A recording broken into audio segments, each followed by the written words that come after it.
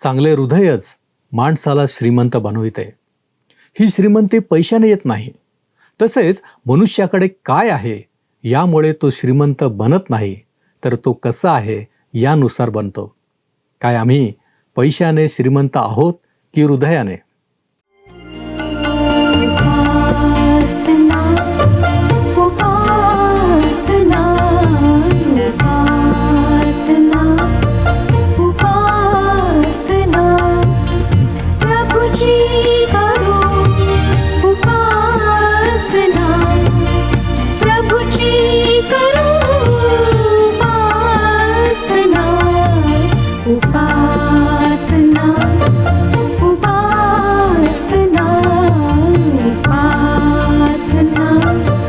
उपासना प्रभू येशू ख्रिस्ताच्या मधुर नावात आपणास सलाम. उपासना कार्यक्रमामध्ये आपले हार्दिक स्वागत.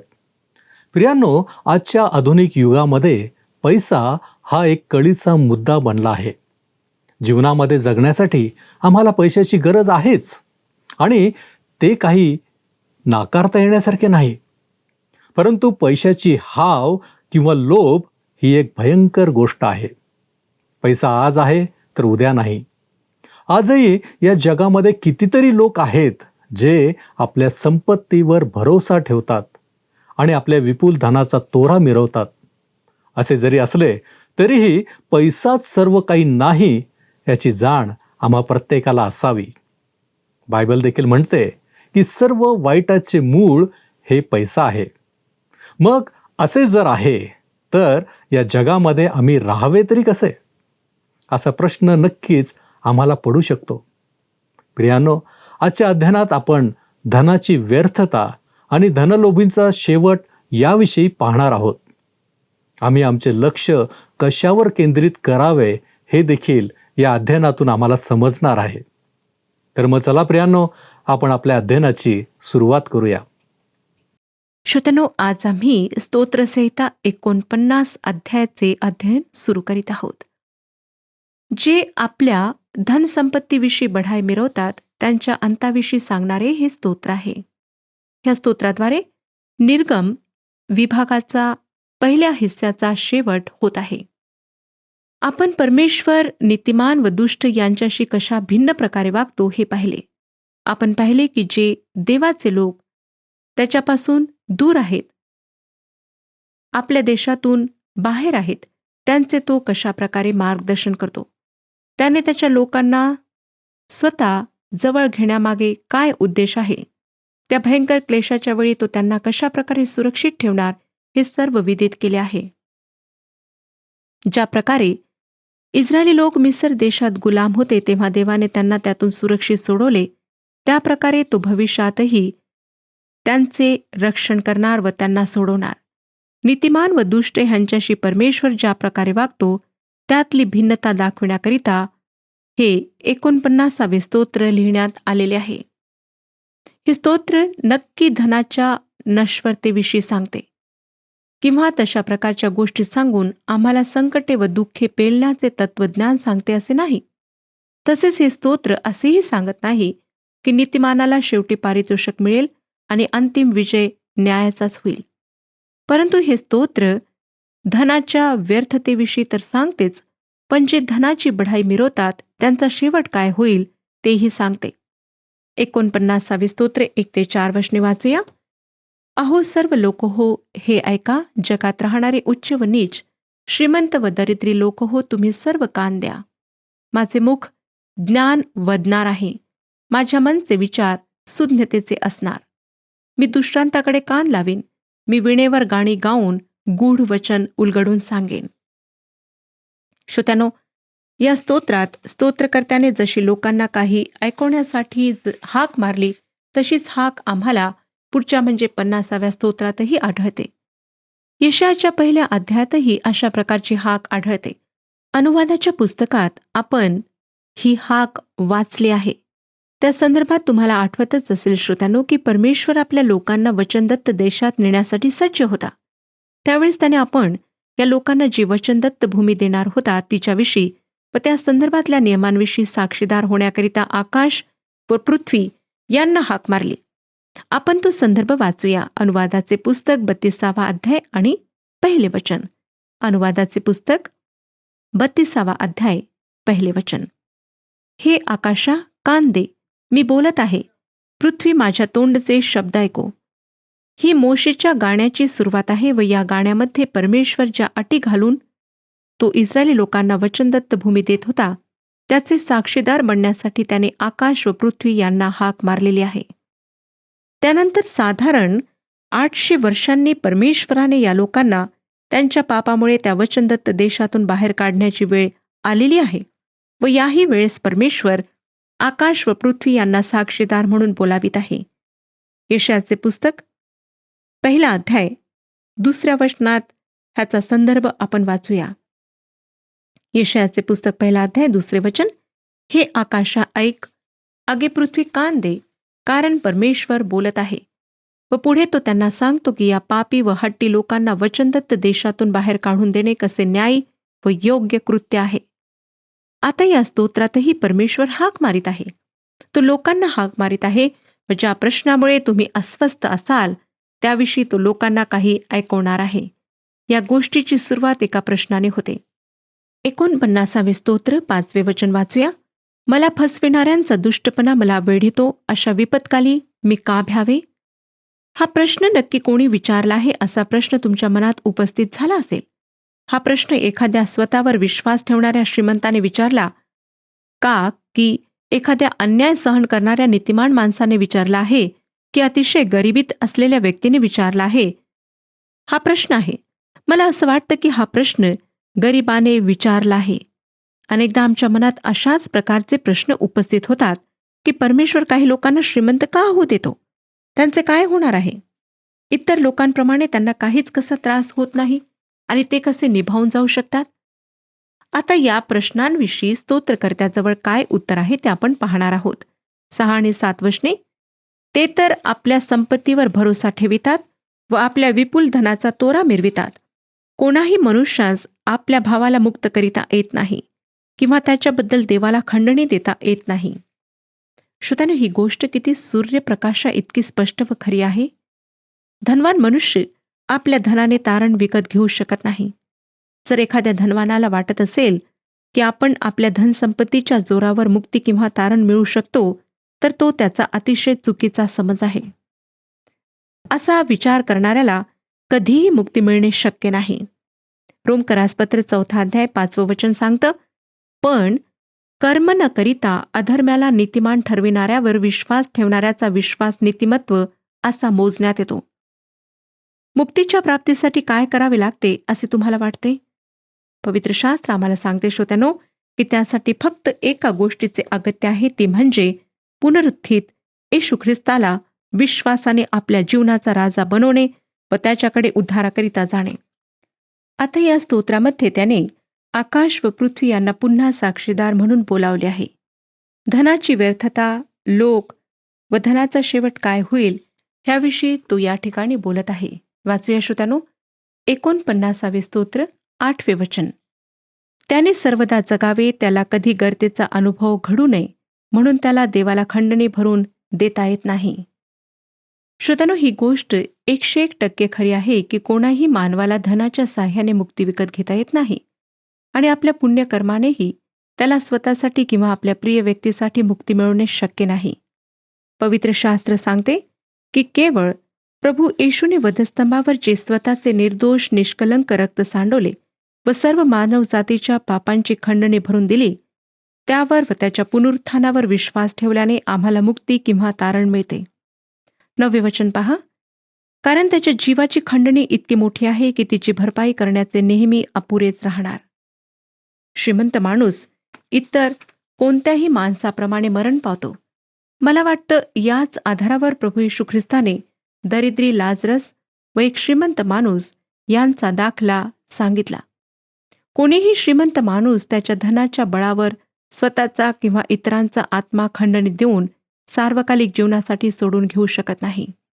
वाचूया श्रोत्यानो, लूका शुभवर्तमान 16वा अध्याय 19 ते 26 वचने. लूका शुभवर्तमान 16वा अध्याय 19 ते 26 वचने.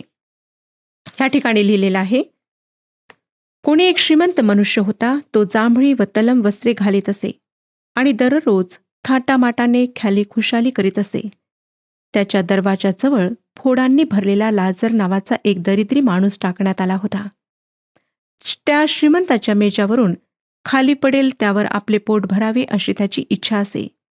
शिवाय कुत्री येऊन त्याचे फोड चाटीत असत. पुढे असे झाले की तो दरिद्री माणूस मेला आणि देवदूतांनी त्याला अब्रामाच्या उराशी नेऊन ठेवले. श्रीमंतही मेला व त्याची उत्तरक्रिया करण्यात आली. तो अधोलोकात यातना भोगीत असताना त्याने आपली दृष्टी वर करून अब्राम व त्याच्या उराशी बसलेला लाजर ह्यांना दुरून पाहिले. तेव्हा त्याने हाक मारून म्हटले, हे बापा अब्रामा, माझ्यावर दया करून लाजराला पाठीव, ह्यासाठी की त्याने आपल्या बोटाचे टोक पाण्यात बुडवून माझी जीभ थंड करावी, कारण ह्या जाळात मी क्लेश भोगीत आहे. अब्राम म्हणाला, मुला, तू आपल्या आयुष्यात आपले सुख भरून पावलास, तसा लाजर आपले दुःख भरून पावला. ह्याची आठवण कर. आता ह्याला येथे समाधान मिळत आहे व तू क्लेश भोगीत आहेस. एवढेच नव्हे तर जे इकडून तुम्हाकडे पार जाऊ पाहतात त्यास जाता येऊ नये व तिकडून कोणी आम्हाकडे येऊ नये म्हणून आमच्या व तुमच्यामध्ये मोठा दरा स्थापिलेला आहे. श्रोत्यानो, ह्या स्तोत्राचे 10वे वचन आम्हाला पुढे सांगते, कारण तो पाहतो की ज्ञानी मरतात तसेच मूढ व पशुतुल्य नष्ट होतात आणि आपले धन दुसऱ्यांना ठेवून जातात. कोणीही स्वतःचे धन मरताना आपल्यासोबत घेऊन जाऊ शकत नाही. एखादा आपल्या संपत्तीचा खजिना सतत स्वतःच्या उराशी बाळगेल आणि म्हणेल की सर्व माझे आहे, हे माझ्यापासून कोणी घेऊन जाऊ शकणार नाही. ही गोष्ट खरी आहे. त्याच्यापासून तो खजिना कोणी घेऊ शकणार नाही. पण एक दिवस त्यालाच त्याच्यापासून दूर नेण्यात येईल व ही गोष्ट प्रभू करेल. एक दिवस त्याच्यावर मृत्यू झडप घालेल आणि तो इतर कोणत्याही दरिद्री माणसासारखा दरिद्री बनेल. काही वर्षांपूर्वी एका व्यक्तीचा मृत्यू झाला. तेव्हा त्याने किती संपत्ती मागे सोडली हे जाणण्यास उत्सुक त्याचे नातेवाईक तेथे उपस्थित झाले. बाहेर ते वकिलाची वाट पाहत होते. वकील बाहेर येताच त्यांनी विचारले, त्याने किती मागे सोडले? वकिलाने उत्तर दिले, त्याने सर्व काही सोडले. तो स्वतःसोबत काहीच घेऊन गेला नाही. हीच पहिली गोष्ट स्तोत्रकर्त्याने ह्या ठिकाणी निरीक्षली. धनवान त्यांची संपत्ती दुसऱ्यांकरिता सोडून जातात. म्हणून श्रोत्यांनो, आम्ही लोकांना देवाचे वचन इतर लोकांपर्यंत पोहोचविण्यास, आर्थिक सहाय्य देण्यास उत्साहित करतो. हे फार महत्वाचे आहे. जर अशा कार्यात तुमची धनसंपत्ती उपयोगात आलीच तर स्वर्गामध्ये तुमचे प्रतिफळ फार मोठे आहे.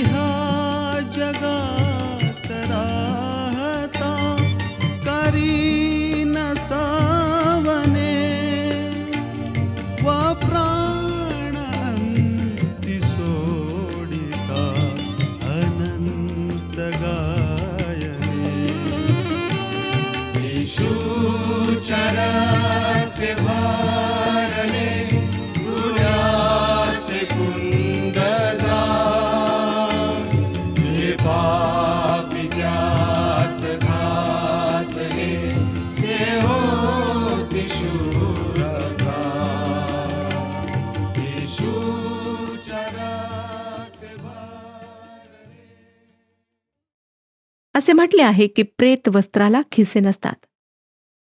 तुमची धनसंपत्ती तुमच्यासाठी मुक्ती मिळू शकत नाही. आपल्या धनावर भरोसा ठेवणाऱ्यांविषयी स्तोत्रकर्ता काय म्हणतो पहा 11व्या वचनात. त्यांनी आपल्या जमिनीस आपली नावे दिली, तरी त्यांच्या कबराच त्यांची कायमची घरे आणि त्यांची पिढ्यानपिढ्याची वस्तीस्थाने होतील. श्रोत्यानो, पुढे तो 12व्या वचनात म्हणतो, मनुष्य प्रतिष्ठा पावला तरी टिकत नाही, तो नश्वर पशुसारखा आहे. अनेक लोक इमारतींवर, घरांवर स्वतःचे नाव लिहितात, पण एक दिवस या इमारती, सर्व घरे जमीनदोस्त होणार आहेत. मग त्या व्यक्तीचे नाव सुद्धा अस्तित्वात राहणार नाही. जे लोक उच्च पदावर आहेत ते सुद्धा अन्य लोकांप्रमाणे मृत्यूनंतर कबरेत जातील. ही वचने किती खरी आहेत ते मी तुम्हाला सांगण्याची गरज नाही, परंतु या नश्वर संपत्तीवर व प्रतिष्ठेवर भरोसा ठेवण्यापासून पवित्र शास्त्र आम्हाला परावृत्त करते. येशू ख्रिस्ताने त्याच्या डोंगरावरील प्रवचनामध्ये त्याविषयी बोध केला आहे. मत्ती शुभवर्तमान 6वा अध्याय 19 ते 21 या वचनांमध्ये हे वचन आम्हाला सांगतं. मत्ती शुभवर्तमान 6वा अध्याय 19 ते 21 वचने. पृथ्वीवर आपणाकरिता संपत्ती साठवू नका, तेथे कसर व जंग खाऊन नाश करीतात आणि चोर घर फोडून चोरी करतात. तर स्वर्गात आपणाकरिता संपत्ती साठवा, तेथे कसर व जंग खाऊन नाश करीत नाहीत व चोर घर फोडून चोरी करीत नाहीत. कारण जेथे तुमची संपत्ती आहे तेथे तुमचे चित्तही लागणार. श्रोत्यानो, आज जर येशू ख्रिस्तावर विश्वास ठेवणारे तुम्ही असाल तर माझी खात्री आहे की तुम्हाला तुमच्या मृत्यूची व तुमच्या पृथ्वीवरील धनाची फारशी काळजी वाटत नसणार. 13वं वचन वाचूया. जे अभिमानी आहेत त्यांची व त्यांचे बोलणे जास्त पसंत पडते, अशा त्यांच्या अनुयायांचीही हीच गत आहे. श्रोत्यानो, मानवाची धनसंपत्ती, त्याची प्रतिष्ठा व त्याचा अभिमान या सर्व गोष्टी त्याला मुक्ती देऊ शकत नाहीत. स्तोत्रकर्ता 14व्या वचनात म्हणतो, ते मेंढरांच्या कळपासारखे अधोलोकाकरिता नेमिलेले आहेत. मृत्यू त्यांचा मेंढपाळ आहे. प्रभातकाल झाला म्हणजे ते नीतिमान त्यांच्यावर प्रभुत्व करीतील. त्यांचे देह अधोलोकात क्षय पावतील. त्यांना वस्तीला कोठे थारा राहणार नाही. या धनावर भरोसा ठेवणाऱ्यांच्या तुलनेत दाविदाची स्थिती किंवा स्थान काय होते त्याचा आपण थोडासा विचार करूया. 14व्या वचनात कबर म्हणजेच शिओल किंवा मृत लोकांचे जग धनवान मेंढराप्रमाणे शिओलमध्ये टाकल्या जातील. ह्याचे शब्दशः भाषांतर आहे, मृत्यू त्यांचा मेंढपाळ आहे. श्रोत्यानो, 49व्या स्तोत्राच्या 14व्या वचनात आपण वाचले की मृत्यू धनवान माणसाचा मेंढपाळ आहे, तो त्याला अधोलोकात नेईल. या विरुद्ध दावीद राजा 23व्या स्तोत्रात म्हणतो की परमेश्वर माझा मेंढपाळ आहे, मी त्याच्या घरात चिरकाल राहीन, तो जीवन आहे. ही दोन्ही विधाने सत्य आहेत, कारण जर परमेश्वर आमचा मेंढपाळ आहे तर तो आम्हाला अधोलोकात नेणार नाही, कारण तो जीवन देणार आहे. त्याचे वचन योहानाचे पहिले पत्र 5वा अध्याय 12व्या वचनात आम्हाला सांगते. योहानाचे पहिले पत्र 5वा अध्याय 12वे वचन, ज्याला तो पुत्र आहे त्याला जीवन आहे, ज्याला देवाचा पुत्र नाही त्याला जीवन नाही. मृत्यू खोटा मेंढपाळ आहे. मेंढपाळाने मेंढरांना चारा द्यायला हवा, पण ह्या ठिकाणी खुद्द मेंढपाळ त्याच्या मेंढरांना खातो. श्रोत्यानो, देवाचा पुत्र प्रभू येशू ख्रिस्त या जगात तुमच्या व माझ्यासाठी आला. तो आम्हाला योहान शुभवर्तमान 10वा अध्याय 11व्या वचनात म्हणतो, मी उत्तम मेंढपाळ आहे. उत्तम मेंढपाळ मेंढराकरिता आपला जीव देतो. पुन्हा आम्हाला सांगण्यात आले की त्यांचे सौंदर्य कबरेत समाप्त होईल. जिवंत असताना त्या व्यक्तीने स्वतःला सुंदर करण्याचा कितीही प्रयत्न केला, कितीही उपाययोजना केल्या, कितीही गोष्टी वापरल्यात, औषधे वापरली, पण कबरेत गेल्यानंतर ते सौंदर्य नष्ट होते. मृत्यू कोणत्याही प्रकारे सुंदर नाही. श्रोत्यानो, या आधीच्या म्हणजे 10व्या वचनाच्या दुसऱ्या भागात तो म्हणतो, मी आलो आहे तो त्यांना जीवन प्राप्ती व्हावी व ती विपुलपणे व्हावी म्हणून आलो आहे. अर्थात योहान शुभवर्तमान 10वा अध्याय 10व्या वचनात येशू ख्रिस्तामध्ये आम्हाला जीवन आहे व ते विपुल जीवन आहे. त्याने मृत्यूवर विजय प्राप्त केला, म्हणजे त्याच्या मरणानंतर त्याला पुरण्यात आले व तो त्या मृत्यूमधून पुन्हा उठला, स्वर्गात चढला त्याच्यावर विश्वास ठेवणाऱ्यांना सार्वकालिक जीवन आहे. योहान शुभवर्तमान 11 अध्याय 25व्या वचनात तो म्हणतो, पुनरुत्थान व जीवन मीच आहे. जो मजवर विश्वास ठेवतो तो मेला असला तरी जगेल. प्रिय श्रोत्यानो, तुमचा मेंढपाळ कोण आहे? तुम्हाला काय वाटतं? मृत्यू आहे की येशू ख्रिस्त आहे? तो मेंढपाळ तुम्हाला कोठे नेईल असे तुम्हाला वाटते? तुमचा ख्रिस्तावरचा विश्वास तुम्हाला सार्वकालिक जीवनाची खात्री देतो काय? तुम्ही या मेंढपाळाच्या कितपत जवळ आहात? हे सर्व प्रश्न तुम्ही स्वतःला विचारून स्वतःच्या स्थानाची खात्री करून घेण्याची गरज आहे. कदाचित या बाबतीतला विलंब फारच धोकादायक किंवा जीवघेणा ठरू शकतो. स्तोत्रकर्त्याला त्याचा मेंढपाळ देव आहे याची खात्री होती, म्हणून तो 15व्या वचनात काय म्हणतो पहा. 49वे स्तोत्र 15वे वचन. परंतु देव माझा जीव अधोलोकाच्या कब्जातून सोडविल, कारण तो मला आपणाजवळ घेईल. श्रोत्यानो, आपणापैकी प्रत्येकाला हा विश्वास असणे फार फार जरुरी आहे. ही खात्रीच आम्हाला जीवनाला, त्यातल्या कठीण प्रसंगाला सामोरे जाण्याकरिता शक्ती देते. आपण गरीब असा, श्रीमंत असा, फक्त परमेश्वरच तुमच्या आत्म्याला मुक्ती देऊ शकतो. जेव्हा आपण अनंतात प्रवेश कराल तेव्हा हे महत्त्वाचे आहे की आपण मुक्ती पावलेले आहात किंवा नाही. आपण येशू ख्रिस्तावर विश्वास ठेवण्याद्वारे त्याची संतान आहात किंवा नाही. पुढे तो 16 ते 20 या वचनांमध्ये म्हणतो, कोणी मनुष्य धनवान झाला, त्याच्या घरचा डामडोल वाढला तरी तू घाबरू नको, कारण तो मृत्यू पावेल तेव्हा बरोबर काहीच घेऊन जाणार नाही. त्याचा थाटमाट त्याच्या मागून खाली उतरणार नाही. तो जिवंत असता आपल्या जीवाला धन्य समजून म्हणे, तू आपले बरे करून घेतलेस म्हणजे लोक तुझी स्तुती करतील. तरी तो आपल्या वडिलांच्या पिढीला जाऊन मिळेल. त्यांच्या दृष्टीस प्रकाश कधीच पडावयाचा नाही. मनुष्य प्रतिष्ठित असून त्याला अक्कल नसली तर तो नश्वर पशुसारखा आहे. श्रोत्यानो, आज आम्हाला जगात गरिबांवर अन्याय होताना दिसतो. धनवान लोक सगळ्या प्रकारचे अपराध करून समाजात प्रतिष्ठा पावतात. म्हणूनच मी माझा भरोसा ख्रिस्तावर ठेवते, कारण मला माहीत आहे की तो गरिबांचा, धार्मिकांचा न्याय करणार आहे आणि एक दिवस मला योग्य न्याय मिळणार आहे. आज आम्ही मानवाच्या निर्मितीविषयी अनेक विचार ऐकतो, परंतु पवित्र शास्त्र आम्हाला सांगते की देवाने मानवाला त्याच्या समानतेमध्ये निर्मिले, सर्वात उच्च स्थान दिले. परंतु मानव पडला, त्यामुळे देवापासून दूर जाऊन त्याची स्थिती प्राण्याप्रमाणे झाली व मृत्यूनंतर सुद्धा प्राण्यासारखी त्याची स्थिती होते. तो वर नाही, परंतु खाली पडला. स्वतःहून कोणतीही वस्तू वर जाऊ शकत नाही. हीच गोष्ट मानवाच्या बाबतीत सुद्धा सत्य आहे. गुरुत्वाकर्षणाचा नियम सांगतो की वर फेकलेली प्रत्येक वस्तू खाली पडते. त्याचप्रमाणे अनैतिकता आहे, जी गुरुत्वाकर्षणाप्रमाणे मानवाला खाली खेचते. या जगातील धनवानांची प्रगती होत असताना पाहून अस्वस्थ होऊ नका. सुधारणेविषयीच्या आमच्या कल्पना मला वाटतं की फार चुकीच्या आहेत, कारण आर्थिकदृष्ट्या आमच्यात प्रगती झाली, आमचे भौतिक जीवन अधिक यंत्रावर अवलंबून राहू लागले की आपल्याला वाटतं की आम्ही सुधारलो आहोत. परंतु जर आमचे जीवन परमेश्वराने घालून दिलेल्या दर्जाप्रत पोहोचणारे नसले तर त्या सुधारणेचा काय फायदा? आमची ही प्रतिष्ठा मातीमोल आहे. आमचे वागणे नश्वर पशुसारखे आहे. जसे श्रोत्यानो, पशूंना सार्वकालिक जीवन नाही, त्यांना अस्तित्वहीनता आहे, तशीच आमची स्थिती होईल. मला वाटतं श्रोत्यानो की आम्ही आमच्या स्थितीवर गंभीरपणे विचार करावा. झोपण्याआधी आपण आपल्या जीवनाविषयी विचार करा आणि पहा की आपण कुठे आहात. काय तुमचा भरोसा तुमच्या संपत्तीवर आहे, शिक्षणावर आहे? सर्व काही नाशवंत आहे. ह्या जगातून आम्ही काहीच घेऊन जाऊ शकत नाही. फक्त आत्मिक गोष्टी ज्या आम्ही प्राप्त करू त्याच आमच्या सोबत जातील. या स्तोत्रांमधील वचनांवर आपण मनन करा आणि प्रत्येकजण पहा की आपली आत्मिक स्थिती आज काय आहे.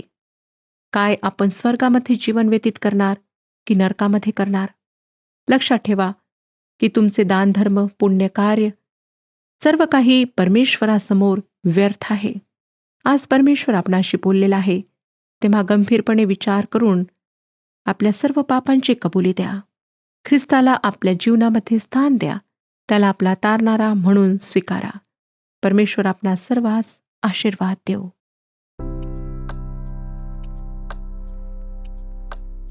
मागील कार्यक्रमातील प्रश्नाचे उत्तर आहे डी. 48वे स्तोत्र हे या पृथ्वीवरील मशीहाच्या अंतिम विजयाबद्दलचे स्तोत्र आहे.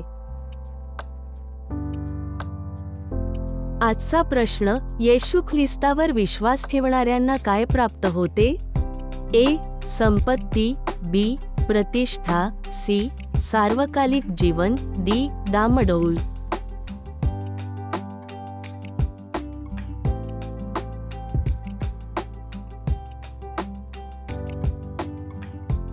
प्रियांनो, या प्रश्नाचे उत्तर उद्या सकाळी 6 वाजण्याच्या आधी पर्याय ए, बी, सी किंवा डी लिहून आपले नाव, पत्ता आणि ठिकाण यासोबत मोबाईल नंबर 7021474742 वर SMS किंवा व्हॉट्सॲप करा.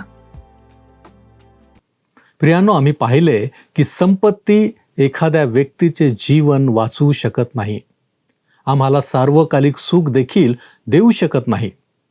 बायबल आम्हाला सांगते की आम्ही स्वर्गामध्ये संपत्ती साठविली पाहिजे. धनवानांचा मेंढपाळ हा मृत्यू आहे, परंतु येशू मात्र जीवन देणार आहे. होय प्रियांनो, येशू हाच आमचा मेंढपाळ असावा. लक्षात घ्या की धनलोभींचा शेवट नरक आहे, परंतु येशूच्या द्वारे आम्हाला स्वर्ग आहे. फक्त आम्हाला देव जवळ घेईल असा विश्वास आणि आशा असावी. प्रियांनो, आमची आशा धनावर आहे की येशूवर आहे? स्वर्गामध्ये संपत्ती साठविण्यासाठी आपण कटिबद्ध आहात काय? आपण प्रार्थना करूया. आमच्यावरती प्रीती करणाऱ्या आमच्या महान प्रेमळ परमेश्वरा, तुझ्या नावाला आम्ही धन्यवाद देतो, तुझी स्तुती करतो, तुझे आभार देखील मानतो. प्रभूजी, आजच्या मार्गदर्शनाच्या द्वारे आम्हाला समजलेलं आहे की आम्ही व्यर्थ धनाच्या मागे लागू नये. हे नश्वर आहे, नाश पावणार आहे, आणि म्हणूनच प्रभूजी आमचं लक्ष आम्ही केवळ तुझ्यावरती ठेवावं, जो तू आम्हाला सार्वकालिक जीवन देऊ शकतो. आणि म्हणूनच प्रभूजी आम्ही तुझ्या चरणापाशी आलेलो आहोत. जे काही तू आम्हाला शिकवलेलं आहेस ते आम्ही स्वीकारलेलं आहे. आमच्या इथून पुढच्या जीवनामध्ये योग्य रीतीनं चालण्यासाठी प्रभूजी तू आम्हाला सहाय्य कर. पैशावर आम्ही लोभ दाखवू नये म्हणून तू आम्हाला मदत कर. येशू ख्रिस्त आमचा प्रभू याच्याद्वारे मागतो म्हणून तू ऐक. आमेन. देवाचे राज्य व त्याचे नीतिमत्व मिळवण्यास झटा.